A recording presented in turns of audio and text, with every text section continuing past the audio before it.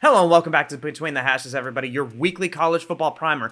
Coming to you from Los Angeles, California, I'm your host, Matt Keim, and today we have some actual games to be reacting to instead of just off-season speculation. All of this in leading up to one of the more hotly anticipated games all year, a rematch of a one-point thriller, Texas versus Alabama, this time in Tuscaloosa. So before I get into picking games, I do have something I'd like to add as my general reaction to the first full week of games. And that is, it is just 1 week. It's super easy to get kind of caught up in the hype and the moment and the momentum of 1 week of games. And this can lead to a lot of overreacting. If any of you have ever heard of the concept of the September Heisman, this is kind of where it comes from. I think one of the more infamous examples is Kenny Hill throwing for 500 yards against South Carolina and then not even finishing the season with the school he did it for. The reason why I'm starting with this is because there was a lot of new faces in college this year. Something like 3 of the top 5 AP teams and almost half of the top 10 and almost half of the top 15 and a number of teams out in the top 25 were all starting different quarterbacks than what their normal starter was last year or their day one starter was last year. So in just like the top 15-ish alone, Utah, Tennessee, Clemson, Ohio State, Georgia, Alabama, Penn State, all started new quarterbacks to varying degrees of success. Ironically, the teams at the very top of those rankings, Ohio State, Alabama, and Georgia, all looked kind of sluggish. Ohio State more so than the others. And I'd say that there were some very definitive red flags with that game. But like Georgia had a really hard time moving the ball in the run game against a much worse opponent. Alabama had a really slow first half. Now granted, Bama and Georgia had like 40-point wins a piece, so you can make the argument that they turned it on, but like it probably shouldn't have been as much of a struggle as it was. But it's week 1, and at least in Alabama's case, they only returned 10 starters from last year, and like a few of them actually got hurt in that game.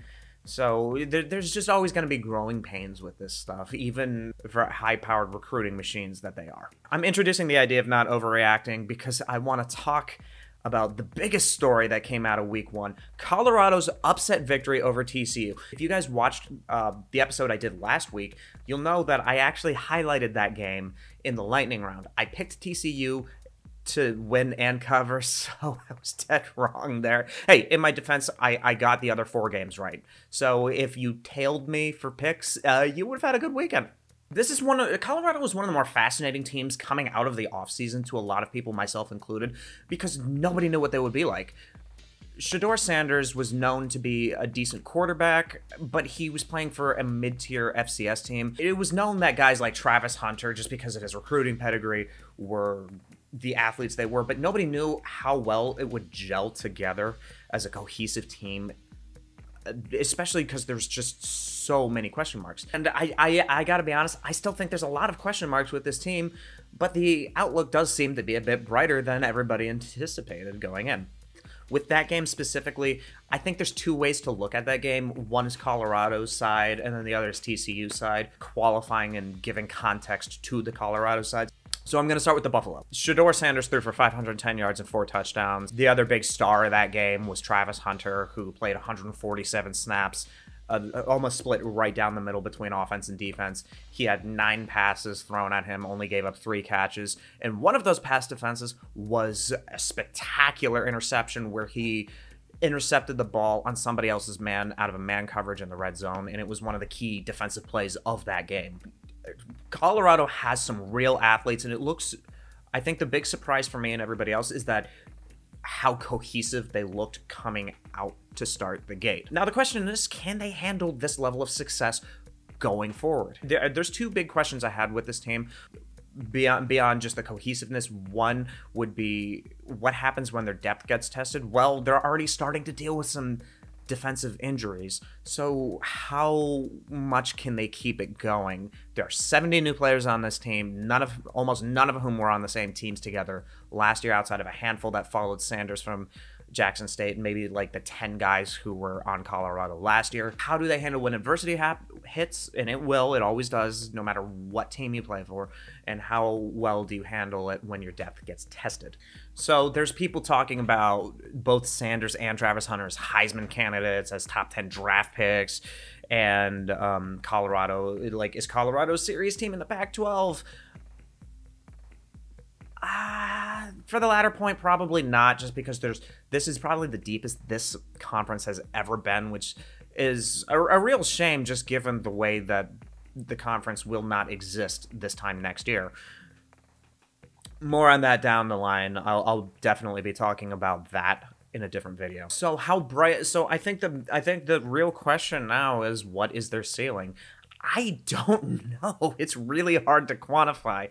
And to muddy the waters even further, let's go to the TCU interpretation of the game, because for as much turnover and new pieces that Colorado has, TCU is almost right there with them. I think a lot of people kind of expected to see a team that somewhat resembled the team from last year, but almost none of the key players that made that season so special for them are on the team anymore. And some of the coaches are gone too. So Max Duggan, their quarterback, gone. Their top 2 rushers from last year, gone. Their top 3 receivers from last year, led by Quentin Johnson, all gone.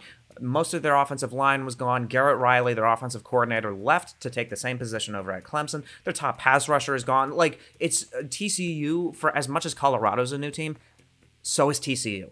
And so you saw one of the things I noticed in that game is that there were a lot of like miscues, offensive penalties, miscues, especially in the red zone for TCU.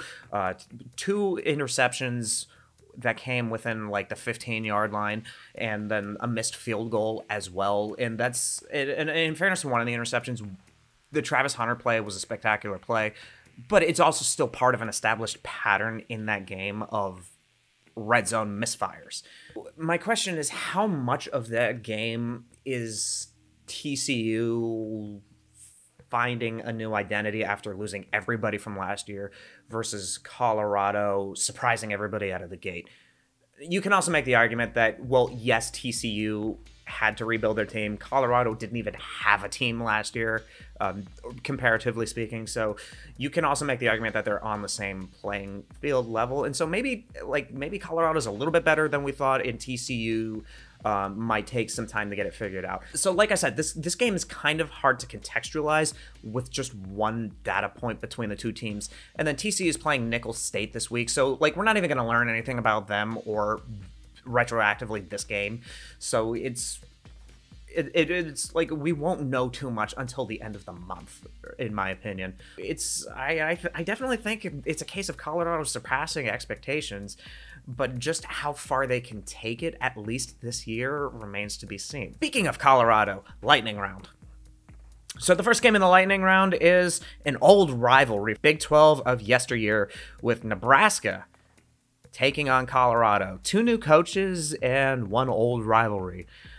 So Nebraska was initially favored in this game, but after the TCU upset, the line swung by almost 10 points, and now Colorado's favored by 3.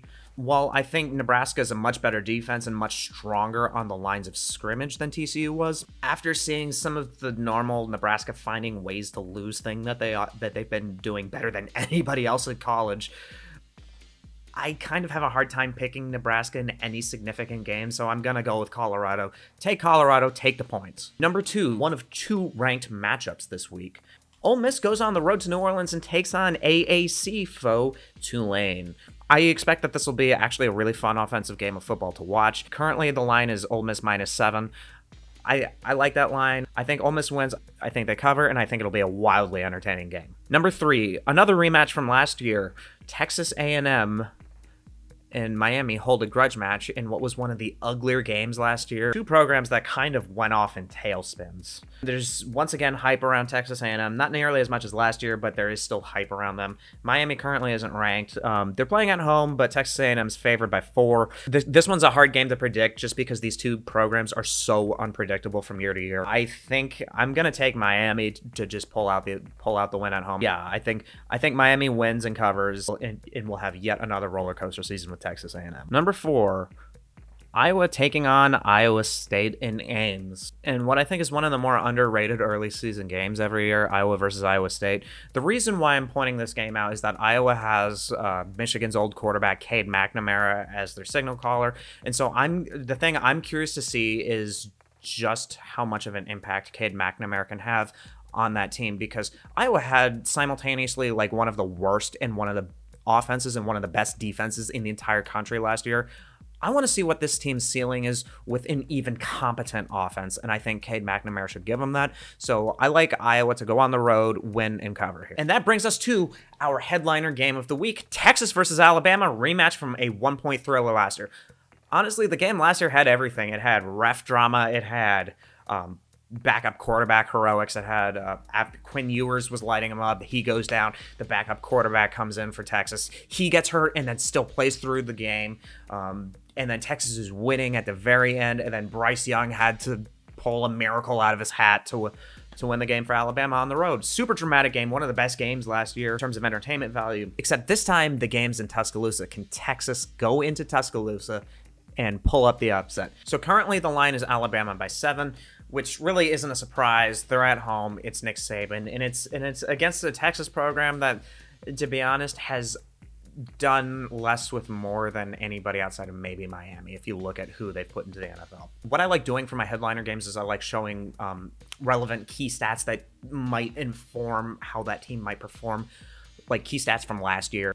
I'll hear the stats and hear the recruiting numbers. The problem is that Alabama is such a new team, relatively speaking, that they're kind of hard to read right now. I'm going to qualify everything I'm about to say with Alabama by saying it's still a Nick Saban team. It's still Nick Saban's Alabama. They've been ranked 1 or 2 overall in recruiting for like the last who knows how many years. And they're playing with like a 90% blue chip ratio. So like everything I'm about to say needs to be taken into that perspective. That said, while Jalen Milroe has not looked horrible or anything, he definitely so far has not seemed like he's like Bryce Young or anything.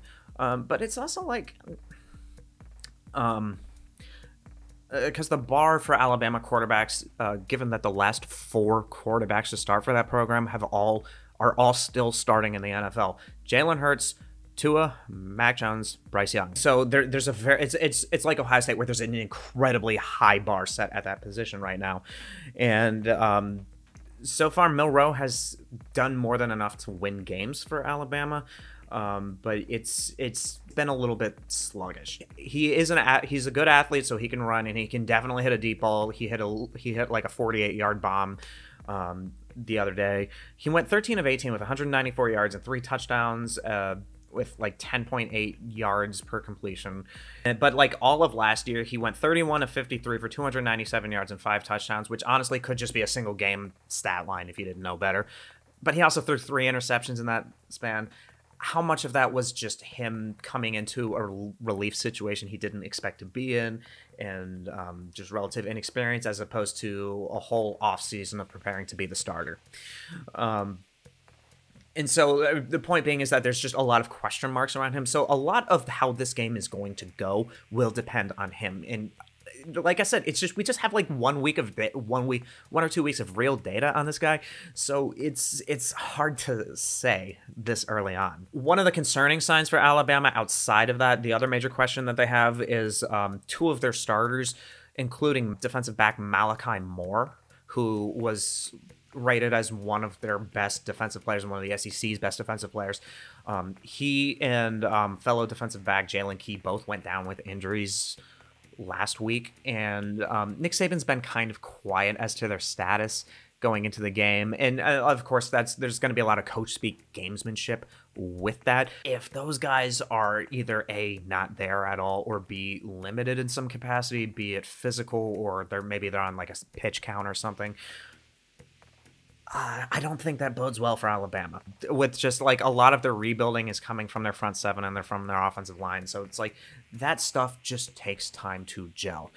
And the reason why I'm highlighting this is that on the Texas side, they have 5 returning starters on their offensive line.